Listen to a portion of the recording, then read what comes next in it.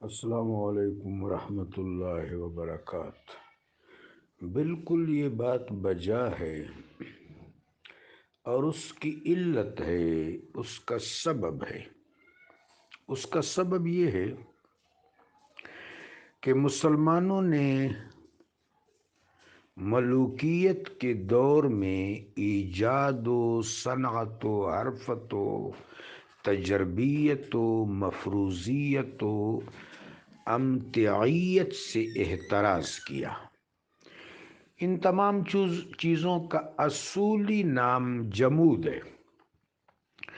زمین کی متاع کو ما بین السماوات والارض، جو کچھ امتعت ہے، زمین کی متاع ہے،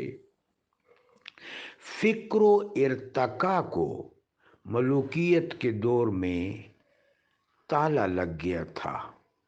ایک تقفل تھا جو جاری رہا، جسے جمود کہتے۔ 1801 کے بعد مغرب نے انگڑائی لی۔ انہوں نے جدید فکر نے کلیسا کے جبر کو شکست دے دی۔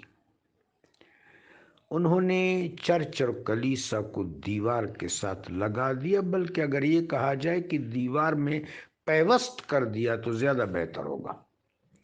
وہاں پھر تجربیت اور مفروضیت کا دور شروع ہوا، استقرائی دور شروع ہوا۔ یہ دور ارتقائی بھی تھا، استقرائی بھی تھا۔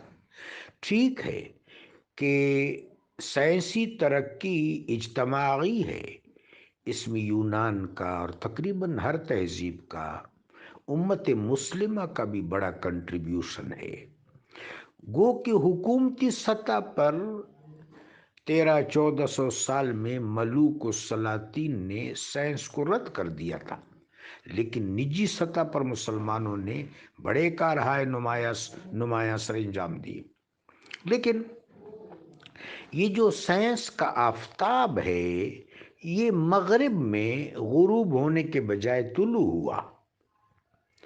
اب قدرتی بات ہے کہ وہ جو مغربی تہذیب تھی، اس کا دبدبہ پڑ گیا، اس کا رعب پڑ گیا، اور مسلمان شارحین یا دین سے دلچسپی رکھنے والے یا قرآن اور سنت کی طرف لوگوں کو ترغیب دینے والے، قائل و مائل کرنے والے اور دینی علوم میں ایک شغف پیدا کرنے والے جو لوگ تھے، انہوں نے مرعوبیت کا مظاہرہ کیا۔ وہ سمجھتے تھے اور سمجھتے ہیں کہ اگر اس انداز سے کیا جائے، مثلاً کہ ڈارون کی تھیوری، ابوالکلام آزاد صاحب نے لکھا کہ ڈارون کی تھیوری داخلی طور پر درست ہے، خارجی طور پر غلط ہے۔ جو بھی ان کا موقف تھا، داخلی طور پر بھی درست نہیں ہے۔ فَخَلَقْنَا الْعَلَقَةَ مُضْغَةً فَخَلَقْنَا الْمُضْغَةَ عِظَامًا فَكَسَوْنَا الْعِظَامَ لَحْمًا، بالآخر پیدا کر دیا۔ فَتَبَارَكَ اللَّهُ أَحْسَنُ الْخَالِقِينَ وَالتِّينِ وَالزَّيْتُونِ وَطُورِ سِينِينَ وَهَذَا الْبَلَدِ الْأَمِينِ لَقَدْ خَلَقْنَا الْإِنسَانَ فِي أَحْسَنِ تَقْوِيمٍ یا ایھا الانسان ما غرک بربک الکریم الذی خلقک فسواک فعدلک فی ای صورت ما شاء رکبک۔ کون کہتا ہے داخلی طور پر ڈارون کی تھیوری درست ہے؟ داخلی طور پر بھی وہ ارذل تھیوری ہے، اور یہ اکرم تھیوری ہے، احسن تھیوری ہے، داخلی طور پر بھی غلط ہے، لیکن مرعوبیت بہر صورت کار فرما رہی۔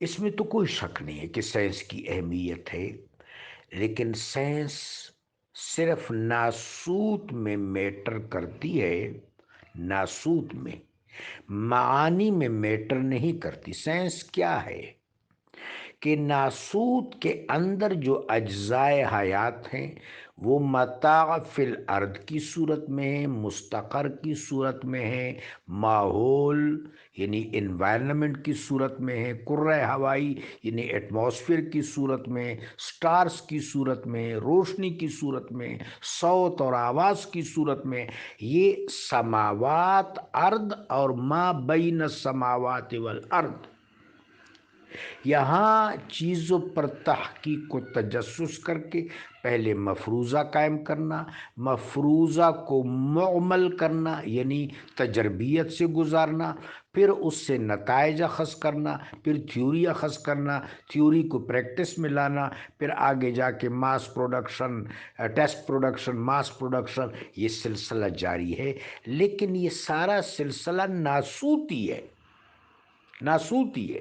اب جو وجود انسانی ہے جس سے قرآن مخاطب ہے، یاد رہے کہ قرآن کا موضوع توحید ہے، حقیقت الحقیقت۔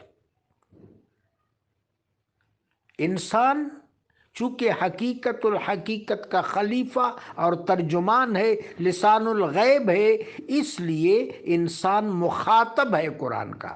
اب جو ہستی، جو مخلوق قرآن کی مخاطب ہے، جس کو قرآن ایڈریس کر رہا ہے، وہ زبدۃ الخلائق ہے، اس کی روح عالم بالا کا نچوڑ ہے، اس کا جسم عالم سفلی کا نچوڑ ہے۔